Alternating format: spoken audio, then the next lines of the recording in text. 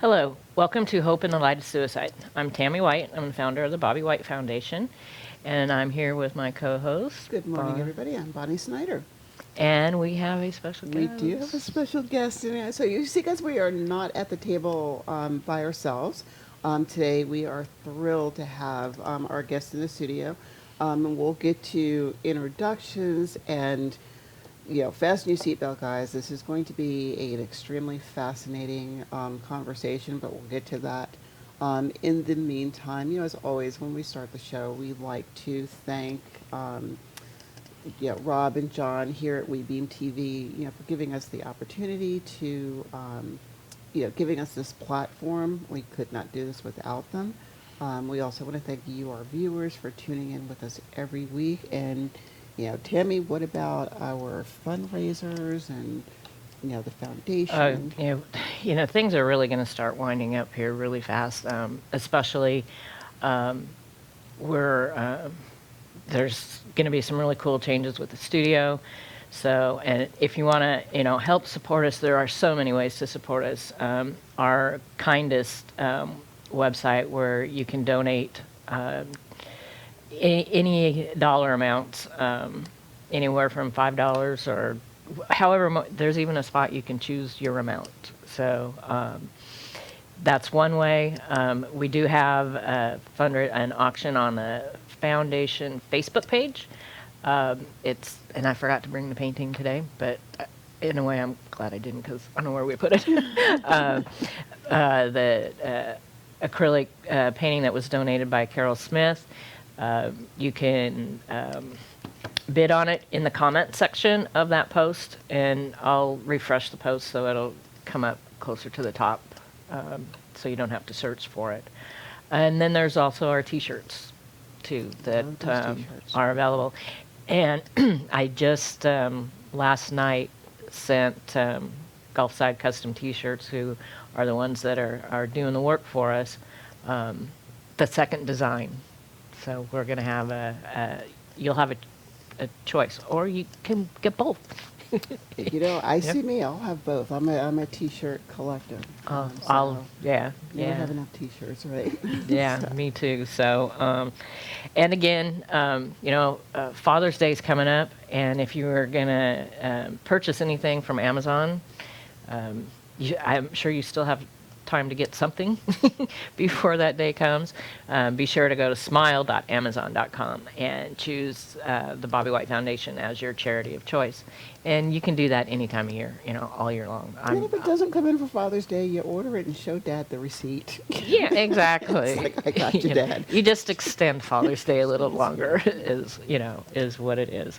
So those are, some of the multitudes of ways that you can help support us and support our station. We may end up having a streamed fundraiser coming up, maybe next month. That's going to be exciting that we're working on. There's just a lot of exciting things going on. Ooh, this has been a week. Yeah, it's been a week for you. It has. Before we get to our guest, and again, dynamic, yesterday was Patrick's birthday. Yes. And I took the day off. And, I look forward, when we talk about, anniversaries and, those milestone days, in lives, especially when we're talking about, grief and loss and things like that. And, I'd made it a point, I do not work on June 16th. It just doesn't happen. Or, I tell myself I will never work on June 16th. But then I have to pull myself back. It's like, would it be a never? But the day in itself was, it started out really emotional. My daughter is moving into a new house, but, she's in my house. Her and her children are in my house as we're doing this transition. And she walked into my room early yesterday morning, and, she sat on my bed, head went on my chest. I'm thinking I'm holding my 5-year-old daughter again. Mm-hmm. She'll be 30.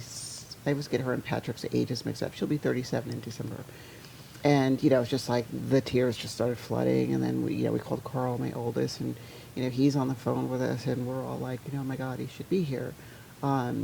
But later on in the evening, we did a balloon launch. I went into a store and I was like, give me there's the balloons, my ceiling of my room, it's like I walked in the store, I want every balloon that you have that's birthday.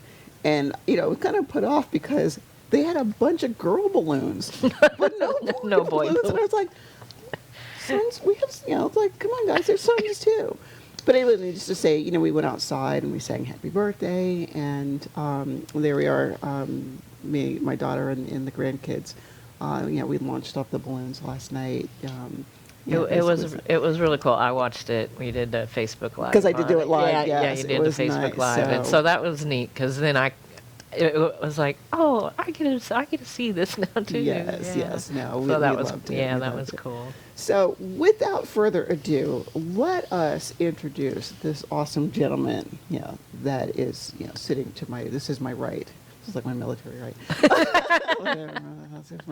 But let's introduce this, awesome gentleman sitting in to my right, and I have his bio right here, so I'm going to read because I don't want to mix anything up.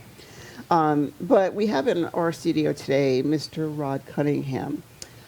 So here's Rod's introduction, and it speaks volumes. But anyway, Rod Cunningham was born to a 15-year-old mother, struggled with the death of his biological father, and watched his stepfather emotionally and physically abuse his mother in the housing projects of Jacksonville, Florida. Rod would later join the Air Force, representing a turning point in his life. He counseled and mentored over 9,000 airmen in his last 4 years of active duty. Excuse me. He eventually retired after 29 years of service at the rank of Chief Master Sergeant, the top 1% of enlisted corps. Since retirement, Rod has developed programs for Pinellas County Urban League, the DEA, school districts in Pinellas, Manatee, Pasco, and Hillsborough counties that inspire emotional wellness and sustainable drug-free living by addressing the root causes of substance use, as well as teaching coping skills and building self-esteem. Additionally, he represented the Florida Coalition of Urban Leagues in Tallahassee, working closely with state legislators. Rod is masterful at speaking to the 13-year-old in each of us. He is married to Valerie Nicole. They have 3 children and 10 grandchildren. And ladies and gentlemen, I'm going to present to you the number 1 emotional wellness expert, Rod Cunningham. So, Rod, welcome to the show. And I remember when you and I first met, and we were talking military experience, and you told me you were Air Force, and I was like, okay, I won't hold that against you. A joke between us military folks. As you guys know, I'm Army. But where the bio, I think it hits on a lot of points, but in some cases it doesn't give a whole lot of justice to actually being in a room and listening to you speak. So I think when I feel, I know when we're talking about a person who is number 1 in speaking about the topics that Rod's going to talk to us about. Number 1 doesn't give it justice. I mean, you are that guy. So welcome, and thank you for joining us in studio. Thank you for having me. You're very welcome. So, I'm looking at, your books, Climb and Climb 2. If you would, Rod, could you speak to our audience and, talk to them, what is Climb 2, and how did you get into doing what you're doing now? Well, I'll tell you, and thank you both for having me on the show. Thank you so much. At 46 years old, I lost my mother, and I was an only child, so that was pretty hard for me. And at the time, I was a Chief Master Sergeant in the Air Force, stationed in Biloxi, Mississippi. And when I lost my mom, I didn't want to get out of bed. I didn't want to go to work. I started playing video games on my phone for like hours, probably 6-7 hours a day. I would close my office door, put my head down. I literally was stripped naked and didn't realize that that's how I was going to react to it. At the time, I was about 14 months from retirement, so I had planned to write a book on leadership.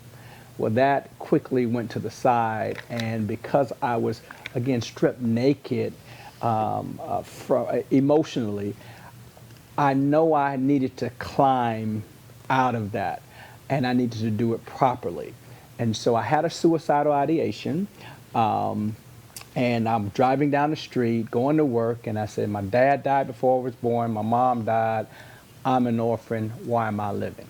And I said, oh my gosh, where did that come from? Everybody depends on my strength, and now I don't feel very strong. I'm a father, a grandfather, a leader, a husband, and I knew I had to do something. So I started on this journey to wellness, and that journey took me to learning about the 5 steps to emotional wellness, my journey, and that's what I wrote the books about. It is the 5 steps. When you think about a 13-year-old boy who saw his father strike his mother, we call that trauma. You talk about a 13-year-old girl who was touched inappropriately by her uncle, we call that trauma. If neither one of them deal with that trauma, what kind of decisions do you think they're going to be making in their 20s and 30s? You know, probably dealing with some sadness, some anger, some anxiety, some depression. Maybe they're in and out of relationships. Maybe they're in and out of careers. But all of a sudden at the age of 45, when they walk into a room, everybody goes, oh my gosh, you look great, you look wonderful, what did you do?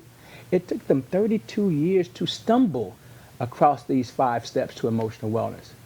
What if I thought, if I wrote these books that speaks to the 13-year-old in all of us, and all the things that we go through in childhood, like divorce, loss, rejection, and trauma.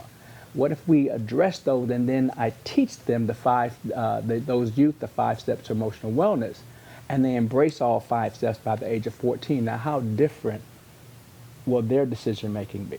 So, Rod, let me ask you, why did you pick age 13? Like, what was the significance of age 13? Very, very good question. So what I learned, and I'll use an absent father for an example. When a little boy, when a 10-year-old boy's father is absent from his life, he's sad. When he turns 13, he's mad. Okay. And so when he gets mad, he's going to do a few things, one of a few things, right? He's either going to shut the world out, go play video games all day, shut his door. I don't know what's wrong with my son. He won't come out. He only wants to play video games. He's not active. Or he acts out. Maybe he's out punching people. Maybe he's out stealing cars. Maybe he's smoking, drinking, and doing all those things that those vices that he's picking up to comfort his pain. Maybe he's even having sex at that age. Gotcha. And so these are the things that happens very easily, and it normally starts around that 12, 13 age. And so that's where I focus at, because kids start getting mad around that time. And I know for me, when I think of, Tammy, I don't know what your thoughts are. When I think of 13-year-olds, as a grandparent as well, what is happening in our children's ages at age 13? I think of it as that they're freshmen in high school. They're on that last 4 years of what I sometimes consider the most important 4 years, because those last 4 years of, what I call, life, or child life before you become an adult, because I said to my children, high school is non-negotiable. You are going to get a high school diploma. Whether or not you decide to go to college, that's, I'll let you decide that, but high school is not negotiable. And whether or not you're going to go to college, or whether or not you're going to go to, or you choose to go to a job, those last 4 years of school are the most important. So I sat back and I was looking, I was like, 13, Rod, you're on to something here, that is a very interesting age, because I agree with you. It's like this, we're not kids anymore. We end up, or they're not, I'm just upset and I'm going to go, pout. I'm angry. I love Listen that. to me. I'm angry. I have a mind of my own. These are the things you start to hear at that age. And 13 is that first, the teenage years is when the teenage years start. Yeah, and and I hadn't thought about this in such a long time, but listening to you guys talk and this age 13, I had, and you wouldn't think that it was really a traumatic event per se at the age of 13, but in a way it kind of was. For my 13th birthday, we had this real expensive steakhouse in town that we only went for like super special occasions. So for my 13th birthday, my parents promised me that that's where I was going to go for my birthday dinner. So had, friends over, had sleepover, and, all that stuff went well. Came time for us to go out to dinner. My dad refused to go. He absolutely refused to go.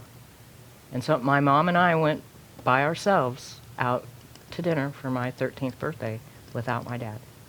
How many years ago was that? And you still remember I'm it? going to be 60 in August. Wow. Wow. And So- that is something that, it's weird. I mean, it's not something that you think about, Right. Very often at all. But listening to this and, what you're saying about that age and, things that happen, I was like, that was something that has always stuck with me, was that moment in time when I was 13. I turned 13. The word you use always stuck with you. So what I like to say is that our brains are constantly looking for closure. Why would you hurt me? Why would you cheat on me? Why would you lie on me? Why would you fire me? Why would you tell me I'm not going to be anything? Why would you not attend my events, my school events, right? Mm-hmm. So those things are like open doors in our brains. And so we may have 20 or 30 open doors in our brain that we never got closure on. And it comes up and rears its ugly head every now and again. And the only way to close those doors is to forgive it all. All of those people that's ever hurt you in your entire life, you have to forgive it. So now the doors just start closing. Doors in your brain just start closing. And now you don't have to worry about referring back to that because you've forgiven it. You've thought about the strength that you have obtained from it. And you go, well, you know what? I'm better for it because I've never missed my child's birthdays. And, I make a big deal out of theirs. And so that's what I learned from it. And I survived it. I'm looking at your analogy in terms of dealing with things in that word closure, because that, closure has come up with us as we process through, the grief stages. We talk about, it's not linear, it's not circular, it isn't, you go out of stage one, you're in stage two, you'll never go back to stage one, et cetera, et cetera. But I'm listening to your analogy about closing doors.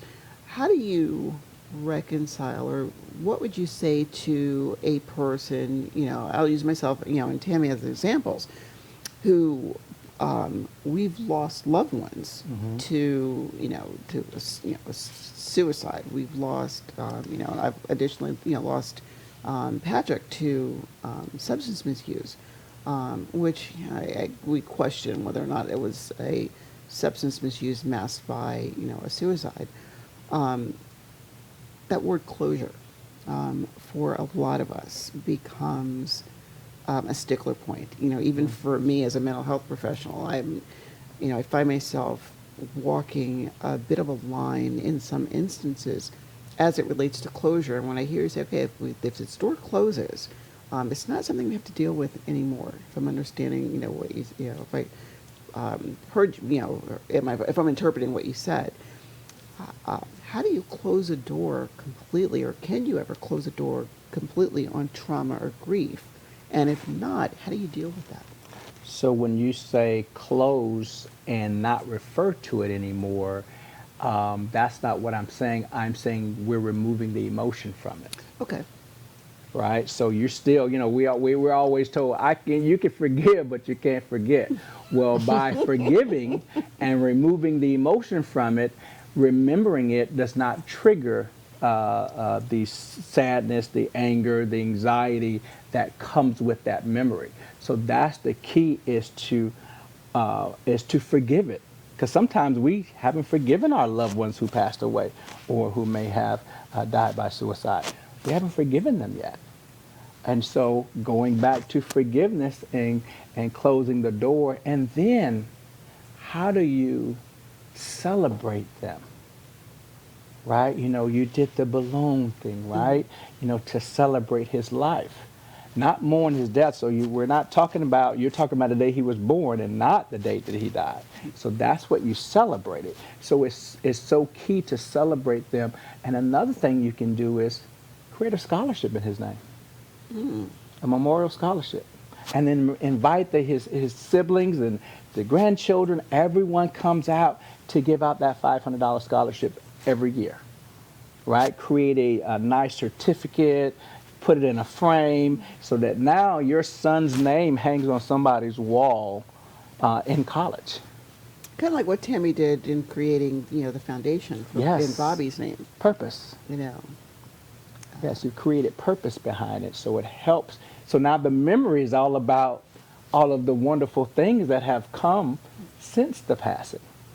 And, you know, you talk about, you know, removing the emotion from it. And I think what we find for some people, that is when it becomes, in some cases, the biggest stumbling block. How do I erase the emotion? Erase. You know, right.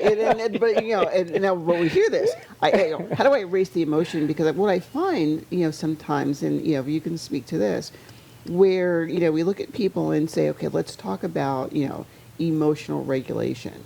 You know, and the mindset becomes, well, you want me to erase the fact that I'm feeling like this. You want me to erase, and that's not possible. Well, that's a very strong word you use when you say erase. Okay. Because that's somehow saying, that's a resistance word. I am not going to erase my child or my husband or my father or what have you. I'm not going. We're not saying erase, we're saying celebrate their life. That's all we're doing, we're celebrating. And so as we celebrate, we have these great memories, right? Now, there's going to be times where, I like to think of mindset. People talk about mindset. Mindset is like a string on your forehead connected to whatever you're thinking about. So if my mindset is connected to my loved ones passing away, then all I have to do is move the string. Right? Just move the string. And so how do we move the string effectively? That's where self-care comes in. You move the string because you went for a run. You move the string because you got down and did some push-ups. You move the string because you went out in the garden and started gardening. You move the string because you jumped in the pool and went for a swim. You move the string because you turned on your favorite show. Maybe it's a pastor that you love to listen to, a motivational speaker. You move the string by simply focusing in on your self-care. Nice. Putting on the music or what have you. Is it kind of like, I mean, the emotion is still kind of there, but you're just changing the emotion? Because really all it is right, you got a thought, and then an emotion came from that thought, right? So now we're going to change the thought. We're not disacknowledging our loved one. Right. Sometimes we feel like if we forgive, we let a person off the hook. We feel like if we move the string, then all of a sudden we're not honoring the person, that we should cry ourselves to sleep in honor of that person. But when you're crying yourself to sleep, and when your son knocks on the door and says, "Hey, Mom, you got a minute?" "No, honey." "Okay, Mom. I guess I'll go and find something else. Maybe the girl across the street, Susie, maybe she'll keep me company. Maybe she'll listen to me. But that Susie's a bad little girl. But she loves me, Mommy, and she gives me attention, and you're still crying all the time, and I don't know how to connect with you, so I'm going to go find someone who I can connect to." Maybe it's a little girl, maybe it's a gang member, maybe it's, you know, a certain community that embraces me. So that's where I'm going to go, because Mommy's always sad. Mommy is still living, and Mommy has other people who also wants Mommy's attention. And if Mommy's always in a sad place, she's not living, and it's affecting everyone. Wow. Well, Wow. and that's the thing too. She's not living. And we've talked about this several times. It is the living part of it. You know, I've found myself, and I think we touched on it on a recent show. There's several times that, and now, people were starting to go out and do things, and so some of our business networking groups are starting to get together, and I don't feel like going out and being around people, and especially after, we haven't had to for a year and a half, Right. so, but I force myself to go, and I kind of like force myself to be happy. Because I'm like, I'm going to this group of people. They're not sad, I'm going to go in and I'm going to be happy along with them.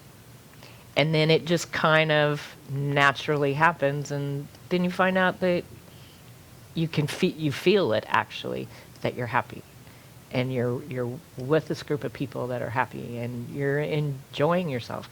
You're living. Yes, yes. Now I want you to imagine what you just talked about and the fact that young people use school and sports to be able to release some of that pain that they may be dealing with, that Right. emotional pain, and then everything shut down. Exactly. And now they can't go.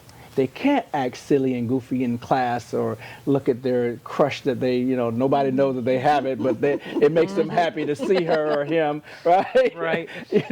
And just having that fun and laughing and being silly, and they couldn't for the past year and a half, right?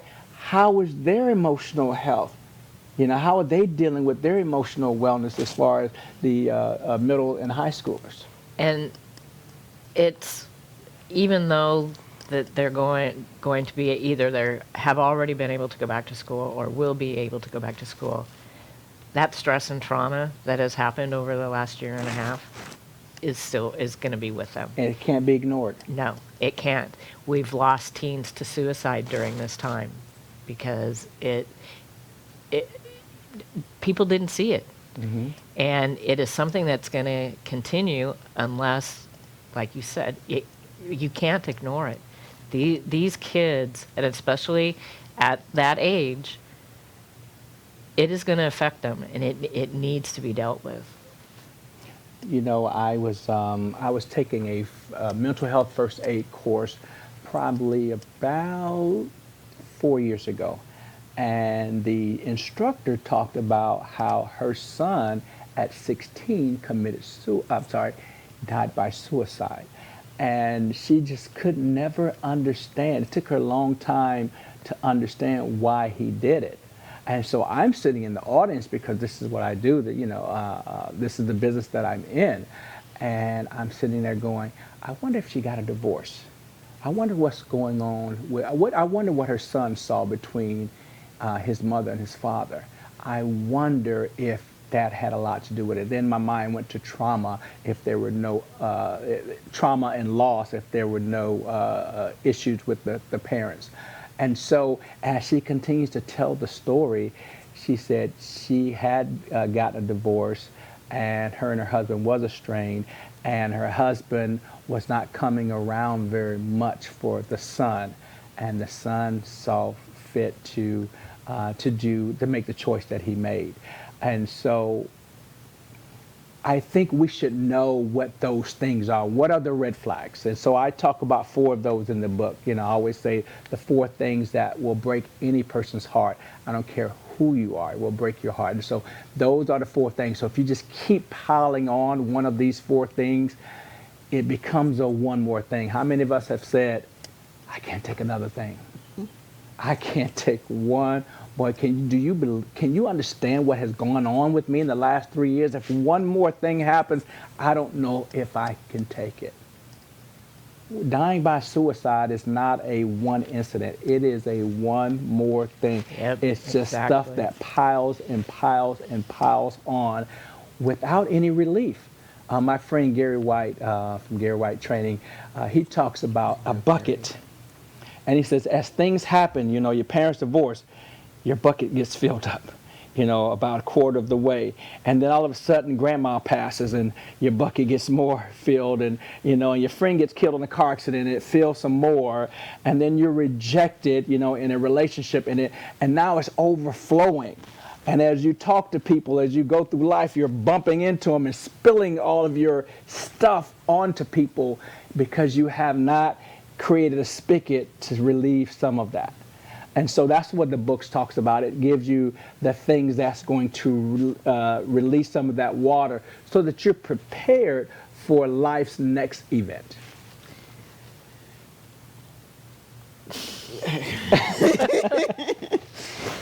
This is what happens when you're sitting in a training session with Rod. It's like he like, it's mesmerizing. I don't remember. I'm sitting here like, Rod, I've heard you speak before, and every time I listen to you speak, it's like, this man, what else does he have to come out of his pocket with? But you talk about when we are relating to trauma, for example, and you speak very eloquently on that. That people don't, like most people, when they think of trauma, they think of something like over the top, a death, that's a trauma. A car crash, that's a trauma. Somebody put their hands on someone else, that's a trauma. But I like the way you touch on other things that, for some people, they would not necessarily characterize them as trauma, but they are. Like this thing you talked about, rejection, which, most, some of the people that I deal with, in my, not the, off show, or out of studio things, where we're talking about what are things that are impacting, emotional wellness, that rejection piece, is a lot of it. How do you address that piece of, it's traumatic.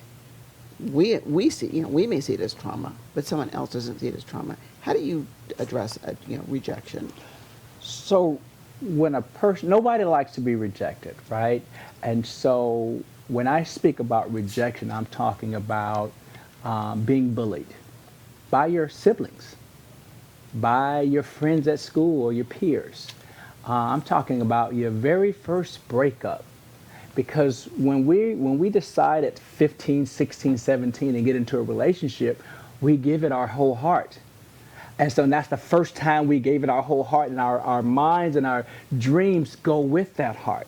And so now we're thinking about, what our life's going to be like in our 20s and 30s. We want to have kids. We want to get married, have kids with this person, and do all of those things. And all of a sudden you break up, now that person's going out with your best friend. I'm sorry, I triggered a lot of you. Most definitely. I didn't date in high school, so I'm sure I've triggered a lot of people, right? Even myself, right?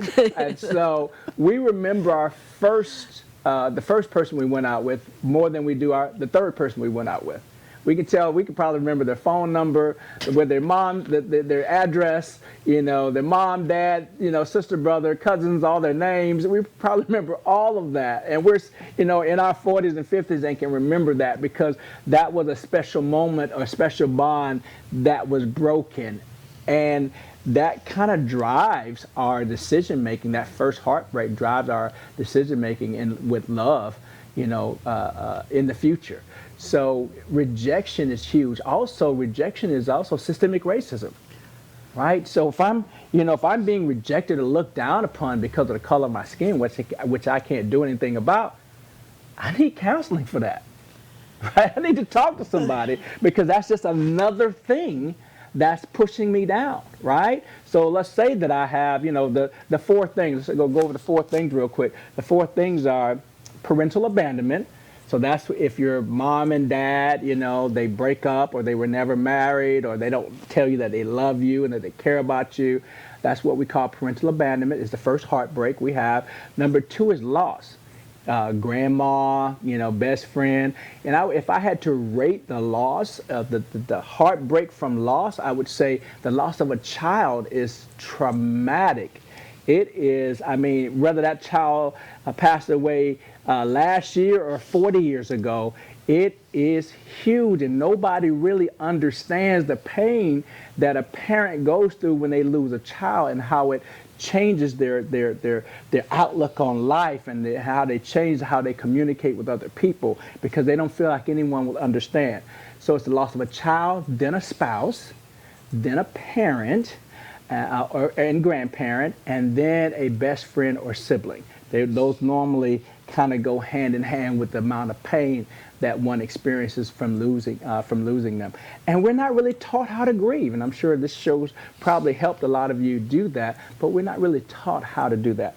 Number 3 is trauma, and like she mentioned, trauma is from seeing a dead body, from a car accident, from inappropriate touching, also from watching someone abuse your mother, right, or father. If the police comes in and throws your brother against the wall, that's trauma, because you don't want anyone you love hurt. And then the last one is rejection. And so all 4 of those things require action. We must do something, because all 4 of those things is filling up our bucket. And so we have to put a spigot in and get some relief from that. And that's what the 5 steps to emotional wellness will do. And we did talk about one, which is forgiveness. So, Rod, you talk about, I mean, that loss of a child, you got me there. Just, I'm sorry. it's like, no, you do not need to apologize. It's like, woo. But you feel like no one understands you. That is true. But, you know, Rod, I got to give you some props here. And I think you may remember the incident. We were at an event together, and we was talking about,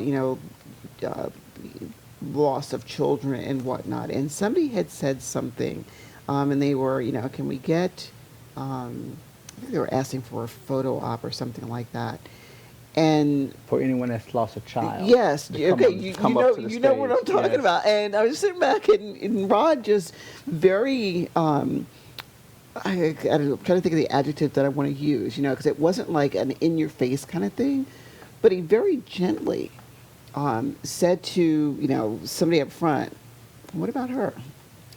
She's lost a child and a grandchild. And I sat back, and I'm like, like we already had a working relationship. And I was like, thank you, Rod. In my head, I'm thinking, thank you, Rod. Because in that moment, to your point, somebody gets it. Somebody actually gets it. Because we've been talking about, this whole loss, and the issue of loss and whatnot. And I was like, wow, to kind of set my feet on this, journey now, like, what do I do with, processing that loss? I often hide behind the fact that I'm a mental health professional. I should know how to deal with this. I'm a mental health professional. I should not be feeling this. And, and you go, what would the book say? What was I trained to do? And it's like, I shared, I would say move the string. Exactly. And I remember when I was talking to Kira, Aiden's, my daughter-in-law, Aiden's mom, what I said to her after Aiden died, because with the family, it's like, let's talk to, whether it's Bonni and mom, Nana, or whoever. That's the therapist in the family. Let's go talk to her. And I'm like, no, guys, Nana's not going to be the family therapist. But anyway, I remember, talking to her after we lost Aiden, and that role reversal that we did after I lost Pat, and she became my role. And I remember saying to her, you remember some of that stuff I said to you? That was the stupidest stuff that ever came out of my mouth. I get it now, because it does put things in a different perspective. But that being said, when we're talking, when you're talking about finding a way to put a spigot on your bucket and release things, if you can talk a little bit about what are some things that people can do, and especially if you can, not to make this racial, however, we are, cresting into July being Minority Mental Health Month, and, this Saturday is Juneteenth. But I think specifically the Black community, in terms of, access to care or stigma as it relates to, accessing care or even asking for help. And, not to make it, it's not just a black thing, a black thing. However, at times it feels like, depending upon the demographic, there is a different viewpoint in terms of, where do I go for help and how comfortable am I reaching out? What I would say is, culturally speaking, African Americans, and I have to go all the way back to slavery time frame. So just imagine that we all are back in the 1820s, 1830s, and we're seeing human beings being beaten, whipped, killed, raped, and things of that nature. So imagine, as a human being, you're watching your daughter get raped, right? Or your two daughters get raped, or your sisters, and you can do absolutely nothing about it without being killed. And then you go and you want to do something about it to avenge that type of trauma. And your mother says, son, where are you going? No, I got to do something, Mom. Son, stop. I can't lose you too. I need you to shut your mouth and sit down. But Mama, shh. What goes on in this house stays in this house. And so to go from 1830 to 1860, shh, 1890, shh, 1920, shh, 1950, 1980, 2010, 2021, shh. What goes on in this house stays in this house. So there's nothing wrong. We'll get through it. We're going to be just fine. So that's the biggest thing, because we are told to deal with it in the home by our grandmothers and our mothers, to stop talking about what's going on in the household. That's the number one reason why culturally we don't go and get the help that we need. The second thing is my skin color. You've already told me, society has told me that I'm different, that I'm less than, through systemic racism. So now you're going to tell me that I need some help, that I need to talk to somebody? No, I'm not going to receive that. You're not going to talk down to me again and tell me that I need help. And so those are the two biggest reasons culturally why we don't seek mental health counseling or therapy. And so when I talk about the 5 steps to emotional wellness, therapy is one of those steps. I got therapy. I went to the mental health clinic when I was active duty Air Force. It was weird at first because I was a chief master sergeant. There was only 20 of us on the base, and there were 13,000 troops. So when I walk into the mental health clinic, there's troops sitting in the clinic. And what do? I go into chief mode. Hey, how you doing, Sarge? Hey, good to see you. Hey, man, you know, doing all right? Hey. Mm-hmm. And then I go to the desk and sign in and sit down. And they're like, Chief is here too. Yes, Chief is here too. And so it was odd the first time, but after that, I just came in and did my thing, shook hands every time I went for my visit. But it was very, very helpful. It wasn't a whole solution. It was the 20% solution. But counseling works. It's very, very helpful to get out of our head, because we get in our heads too much. And so they help you, the therapist helps you to figure out, how to move with those thoughts and get better thoughts, because really it's all about, what we're thinking at the time that we're thinking and how we react to that. And so I found that to be very helpful. So counseling, I mentioned counseling just now, therapy, and then I mentioned forgiveness. And number 3 would be spirituality. Now, when I talk about spirituality, I'm not talking about religion. Religion, has to do with rules. Come to church every Sunday, come back every Wednesday, read your Bible. I mean, those are the rules and rituals, right, of religion. But spirituality is a one-way relationship between you and God. What we do many times is we connect our spirit to other people, our parents, our boyfriend or girlfriend, our spouse, our children, our pastor. And then if the pastor cheats on his wife, what do? Oh, they're hypocrites. I'm never going back over there. But the pastor has his own relationship with God. He has to deal with it. You have yours. So you let him, don't judge him. You let him deal with what he has to deal with God, and you deal with what you have to deal with. So that's what I talk about spirituality. Also, it's like having a devil on this shoulder and an angel on this shoulder, and whichever one you feed the most is what will come out of you when you get quiet. Because when things happen, high stress comes, we get quiet. And what our next step is based on what has gone inside of us. So if we're listening to explicit music, and explicit music says punch him in the face. And so when you get quiet, you're like, oh, I know what I need to do. I need to punch him in the face. But if you're listening to gospel music or uplifting music, and you're reading the Bible and you're reading positive stuff, then that's what goes into the angel. Now that's what comes out of you when you get quiet. So we have to have that one-way relationship with God, and we have to continue to feed the angel that's sitting on our shoulders. The other one is purpose. Purpose has nothing to do with you and everything to do with why is someone else's life better because you lived outside of your family. How are you helping other people going into the school districts? There's a lot of kids who can't read. Go to elementary school and tutor those young people who can't read. That's purpose. Go to some of our elderly facilities and do activities with the elderly. Feed the homeless. That's purpose. Now other people are depending on you to come and help them, and that warms your heart when you're able to help others. And then the last one, number 5, will be journaling and art.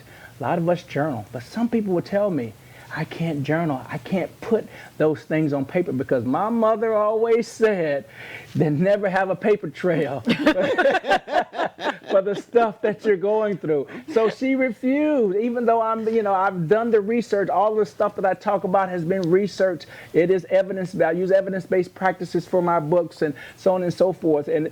But she still, I know, Rod, I can't write it down. I said, it's going to be so helpful. I says, no, I'll just keep going to my therapist and keep my appointments. I'll be fine. But, and that, again, that's a 20% solution. So we do want people to still journal. And journaling might be writing that book. So I encourage you to write your story. But when you write your story, I want you to finish your story 10 years from today with a wonderful, happy ending, with nothing missing and nothing broken. And so you get to project the life you want to live 10 years from now, and then but start your story from when you were first hurt. Maybe it was 7, maybe it was 8. Start your story at 8 years old and end it 10 years from today, but make sure it's a happy ending, and then just roll back to the day and start to moving your life, moving the string in the direction of how you want your life to go. Bud, I tell you, you bringing down the house. There are those of us, when you talk about spirituality and a relationship with God. I mean, there are those of us, we talk about, I have a relationship with God. Other people, it's like whatever your higher power is. But I'm sitting here and I'm thinking about, as a young girl, sitting in the pews at my grandfather's church when the pastor's up in the pulpit and he's bringing down a message, and you'd be like, preach, and I'm sitting here, my head is going, preach, But one thing I want to just rewind for half a second. When you were talking about being the chief that goes into the mental health facility for help, and you're like, and I think what I heard you say is, I go into chief mode.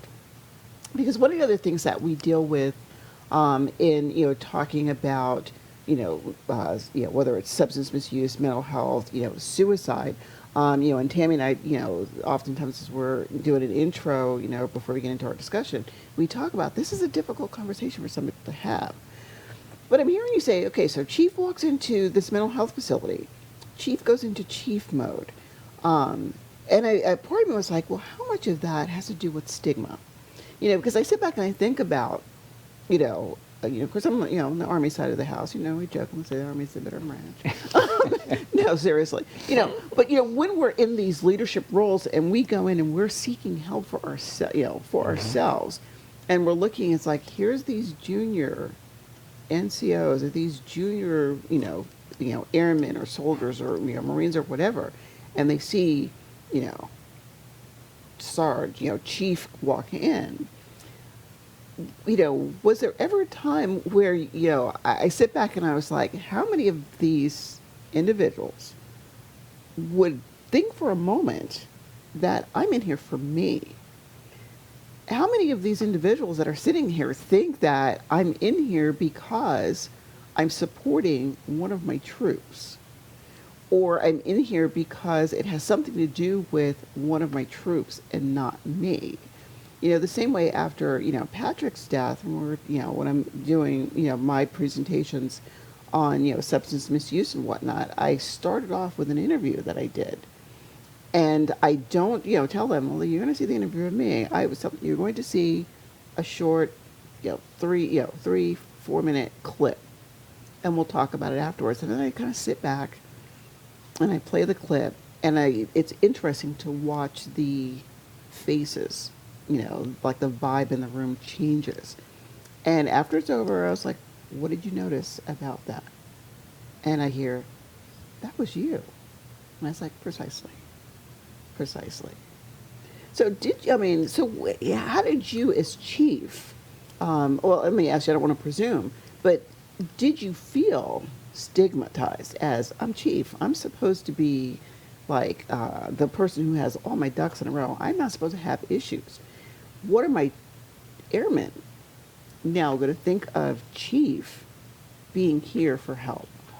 One of the things that I found, if you want a person to go to counseling, you want a person to get help, you have to be transparent. And so I have no problem being transparent. I would tell my wife, oh, you tell too much. I will tell it all because I'm hoping that someone could learn from it, right? And so I don't mind saying that I've had therapy in the past 5-6 months through the VA. And so I was doing a checkup, my annual checkup, and they go, hey, would you like to have some therapy? I said, sure, free therapy, I'll take it. And so we did about 8 sessions. I even brought my wife into the sessions with me. And what we learned during those sessions, especially during the pandemic, was by me working from home, my wife would interrupt me with all of these stories, with everybody's life, her cousin, her sister, and so on. And she would come sit in my chair, and I'm thinking, I have work to do. And so what the therapist helped us do was for me to create time for her from 5 to 6:30, where I'd turn off all devices, keep in my office, go out into the den area, and then we spend time together from 5 to 6:30. And then she can tell me all the bad news or all the news, right? Because I try to work from a what I call a frequency that's here. And so if she comes with bad news, it drops my frequency. At this frequency, I don't make phone calls for my business. I don't feel like making phone calls. I don't feel like sending that extra email. I don't feel like doing that extra research. But when my frequency is here, I'm making things happen. So do not come in at 2 or 3 o'clock or even 10 in the morning and bring my frequency down because I don't get the work done. I need my frequency to stay up and tell me all about it at 5 p.m. I like that. Yeah. And this is a topic that we'll get into in, another segment where we're talking about veterans and, our access to care. Because, unfortunately, there are some demographics that, the access is not there either because there's just not enough of us in the field to provide the care to everyone who needs it. There is, that stigma. And I love your I'm transparent because I'm the same way. I have no problem acknowledging. I, like you, I've been to therapy. I, like you, I remember during the interview, Evan, the guy who did the interview, asked me a question, and he, was, I don't want to say careful. Evan is skillful. I don't know if if you know Evan Exelbank from Fox. Okay, anyway, amazing journalist. He's masterful at what he does. And as he was asking me the question, he, made it a point to tell me, I want to ask you a question, but I don't want you to misinterpret what I'm asking you. And the question was, you're a mental health professional. How did this happen to you? And he's talking about losing, we were focused on Patrick, it was during the, the narcotics overdose prevention and education event. And I looked at him, and when I tell people he asked me that question, he feels like that was so rude. I was like, no, you don't understand. It doesn't discriminate. And so I tell people, you're right. I am someone in the field. But I deal, it doesn't discriminate. So, Rod, in our last minute or so, if you could, can you talk to people about, tell people about your book? Is it available for the lay person to have? And if so, how do they get it? Yes, so thank you for that. So the books are called Climb and Climb 2. You can go to www.choose, CHOOSE, climb, CLIMB.com. And so the book sets, it's designed for the 13-year-old and all of us, but Climb 2 is really designed to help young people soar. So if you have a young person in your life, a child, a grandchild, a niece, a nephew, a neighbor, and you really want to know how to mentor them and give them good advice about where their life is headed, whether it's their career, having good character, all of those things are covered in here. If they want, even if they're thinking about going into the military, should they go to college, should they go to technical school, all of that is in Climb 2. Climb 1 really covers the 5 steps to emotional wellness, but Climb 2 is the next steps. Oh, great. Wow, guys. This has been quite an hour. Rod, we really want to thank you for being here with us. Thank you. And we may end up having to have you back again sometime, I hope. Sounds good. We do So- a part 2, yes. Yeah. So remember, if someone's in crisis, call 911. But remember, there's always always hope. hope. Thank you.